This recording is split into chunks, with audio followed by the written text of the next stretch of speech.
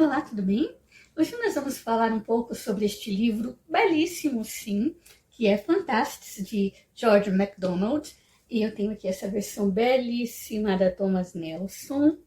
Olha que belezura, né? Que obra de arte realmente, não é? Aqui tem uma capinha, olha que beleza, né? Esse espelho. Né? O livro é muito lindo, gente. Olha só, né? Toda a parte gráfica, né? Olha que lindo o design, né? Tem algumas ilustrações belíssimas também, né? É um livro um tanto sombrio, né? As ilustrações, inclusive, retratam isso.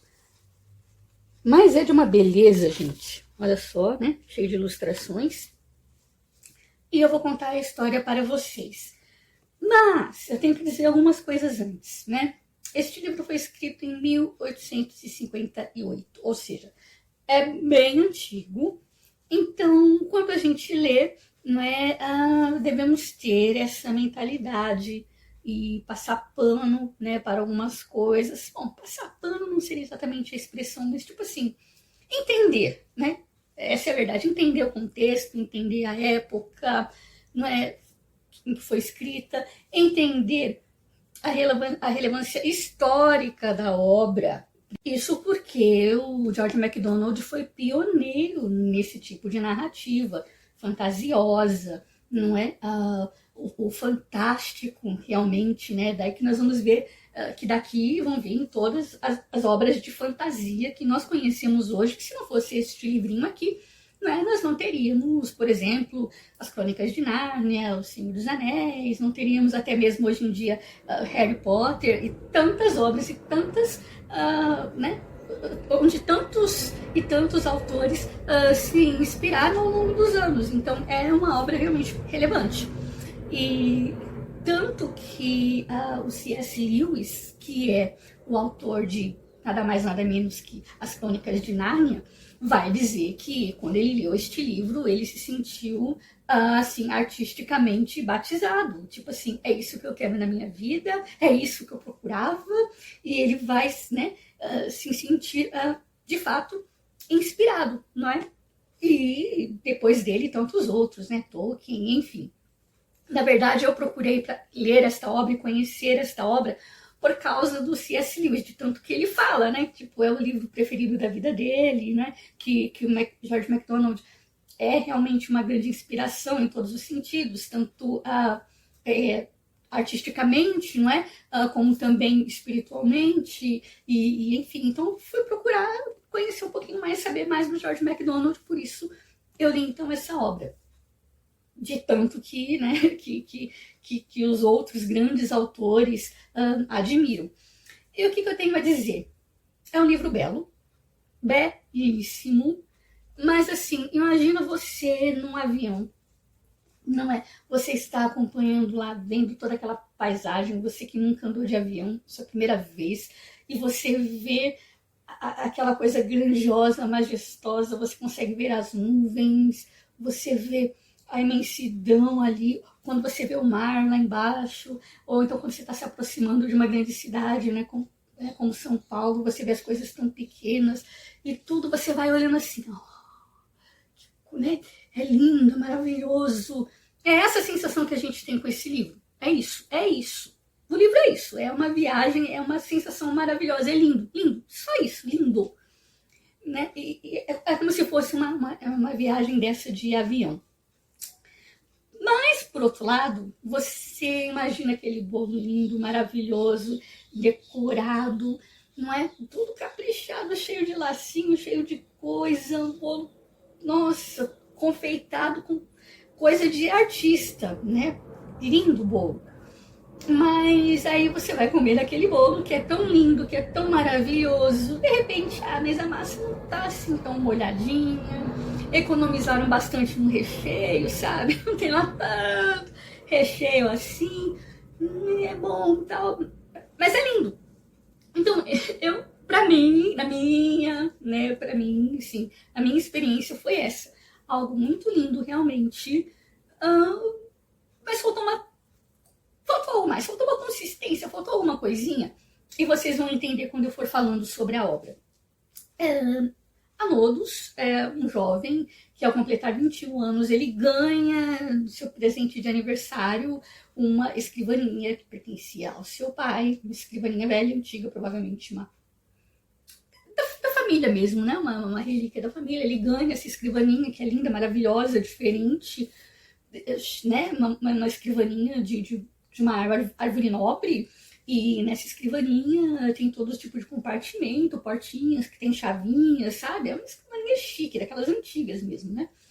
E ele vai explorar essa escrivaninha, ele encontra uma portinha, ele vai abrir essa portinha, e lá ele encontra uma fadinha, uma bichinha pequenininha, uma mocinha pequenininha, um feixezinho de luz, né? Um ser luminoso, é uma fada, e essa fada então vai convidá-lo a conhecer o mundo das fadas. E como é que ele aparece lá? Simplesmente ele aparece, porque na verdade ele vai dormir, não é?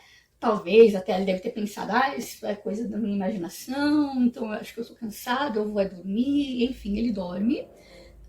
Só que quando ele acorda, realmente tudo está diferente. De fato, ele está mesmo no mundo das fadas, que é uma coisa linda, fantástica, realmente, não é?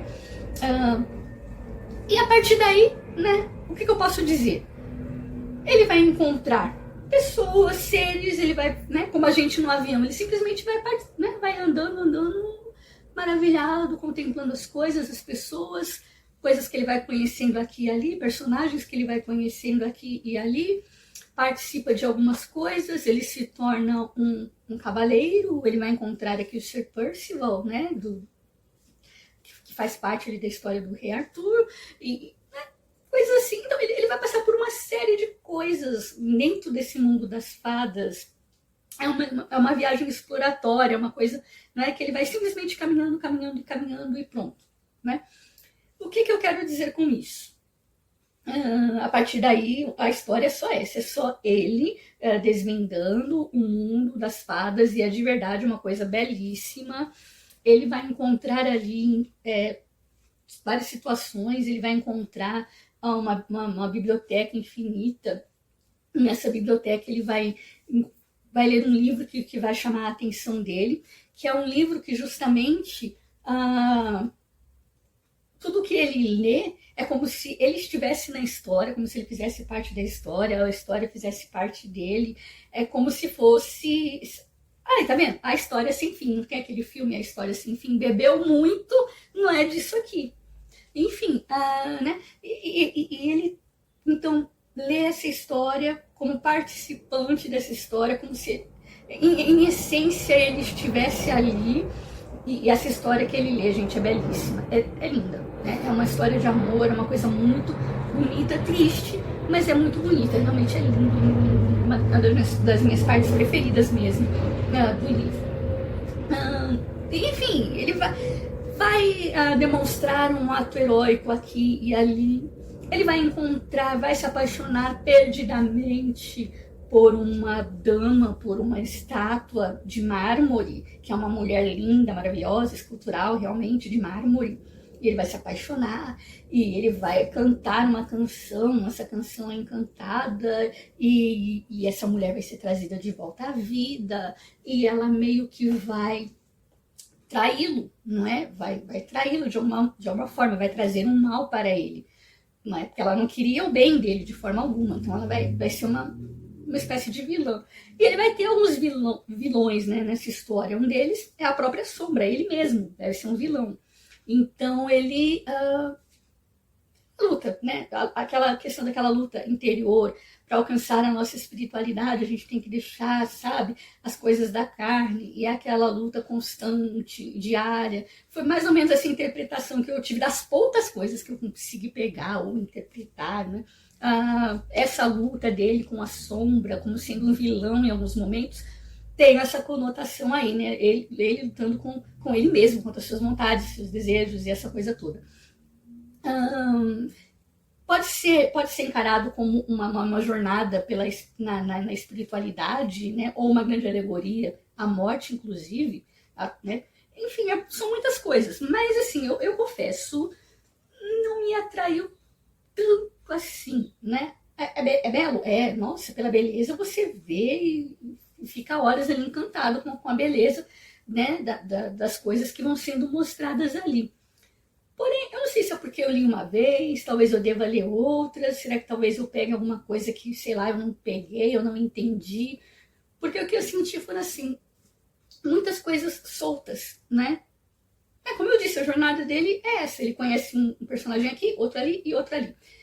Você vai entender, quando eu digo, por exemplo, uma obra de fantasia, vamos lá, uma que eu gosto muito é Willow na Terra da Magia, não é?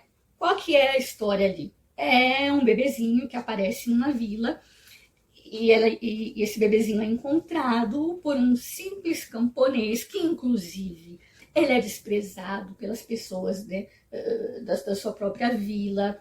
Ele ali não tem muito respeito, ele é pobre, né? Então ele assim, ele é desprezado. E ele encontra esse bebê, só que esse bebê é uma coisa importantíssima, é a criatura mais importante do mundo, porque essa criatura vai ter o poder de salvar o mundo e esse bebê está correndo perigo. E esse bebê tem que ser levado em segurança até determinado lugar. Essa é, veja bem, o objetivo da jornada do herói. Essa é a jornada do herói. Ele tem um objetivo, levar essa criança até determinado lugar em segurança. E no caminho, sim, ele vai crescendo, ele vai aprendendo, ele vai enfrentando obstáculos, ele vai enfrentando vilões, verdadeiramente vilões, e você se apega ao personagem, ao Willow, porque ele corre perigo real, e você se conecta com ele, você vê crescer na conexão dele com o bebê, inclusive, e isso tudo te cativa, te conecta com o personagem, e você torce por ele durante toda a trama, e ele vai crescendo, ele vai aprendendo, e o sonho dele era ser um grande feiticeiro, e isso para ele era somente um sonho, não passava de um grande sonho, porque ele não se considerava ninguém. E ele vai, tudo aquilo que ele vai vivendo vai proporcionar a ele que o seu sonho se torne realidade. Então ele vai, né, se desenvolvendo. Essa é a jornada do herói. Então ele tem um objetivo. E a gente se conecta com ele, a gente se conecta nesse objetivo. E as pessoas que ele vai encontrando no meio desse caminho vão agregando. E ele não vai sozinho, porque as pessoas que ele vai conhecendo no meio do caminho vão agregando a história. Ele vai encontrar um homem que é um mercenário, que no primeiro momento é um cara que não tá nem aí com nada, que no primeiro momento também despreza, não gosta do Willow, mas, né, eles são obrigados ali a seguirem juntos, digamos assim. Ele também não liga, não tá nem aí pro nenê, mas ele vai, né, e essa pessoa, esse mercenário no meio do caminho, ele também vai tendo o seu arco, ele também vai tendo a sua trajetória, ele também vai aprendendo a desenvolver, né, uma amizade bela com o Willow, aprendendo a amar o nenê, aquela situação que ele vai vestir a camisa daquela, sabe, daquilo que ele está vivendo, aquela situação. Eu estou lutando por quê? Porque eu tenho um objetivo. Então é isso. Essa é a jornada do herói. Eu tô falando demais, mas vocês vão entender o porquê. Tudo faz sentido. E é isso. E tantos outros filmes são assim. O que vai acontecer aqui? O Anodos, ele simplesmente é levado para o mundo das fadas e a gente não sabe por quê ou o quê. Em Nárnia, né, quando as crianças são chamadas, elas têm um objetivo. Não é, sempre há um objetivo.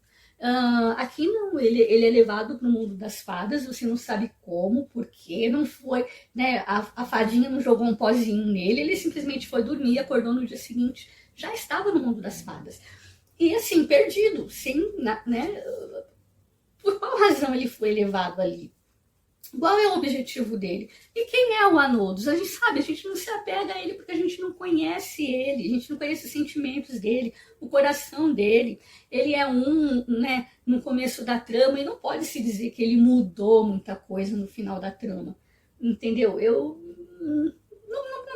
não percebi, assim, sabe? A jornada do herói, o crescimento, tipo, provar o seu valor, o seu heroísmo. Tá, ele vai lutar com um gigante em determinado momento, ele vai ter um ato heróico ali, mas assim, não, pra mim, eu não me apeguei, eu não fiquei, sabe, torcendo por ele, ou os momentos em que ele corria perigo, sabe, o perigo real mesmo, que você se apega ao personagem, que você se conecta com ele, eu não tive de forma alguma essa conexão assim com o Anodos. E muito menos com os outros personagens que são introduzidos aqui. Por quê? Eles são aleatórios.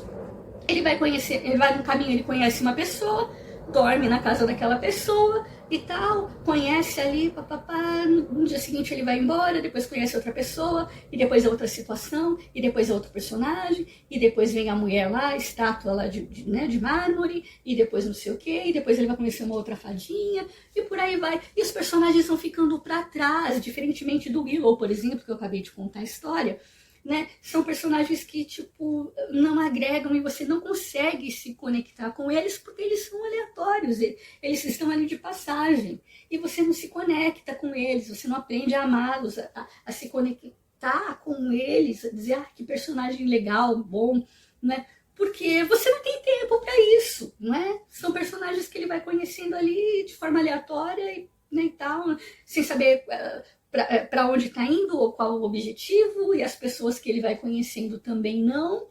É simplesmente uma jornada de autoconhecimento, talvez, mas é isso. É belo, não vou negar, é lindo. Não é? Mas para mim, falta um pouco disso aí, sabe?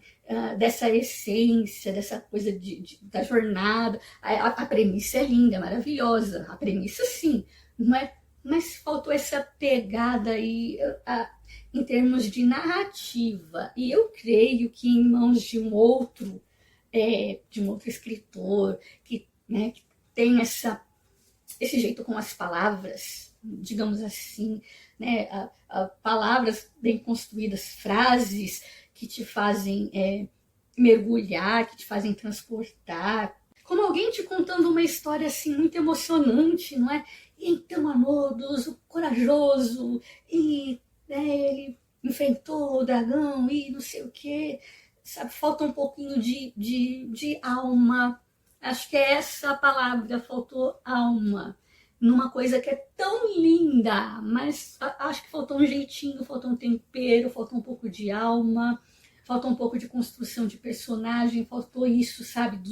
De você ver o arco do herói, de você ver um personagem sendo construído e você se apegando a ele. Se fosse dessa forma, né, com certeza, pelo menos a minha experiência foi essa, né? Eu teria me apegado muito mais ao Anodos e a outros personagens, que tem personagens fofos aqui, né?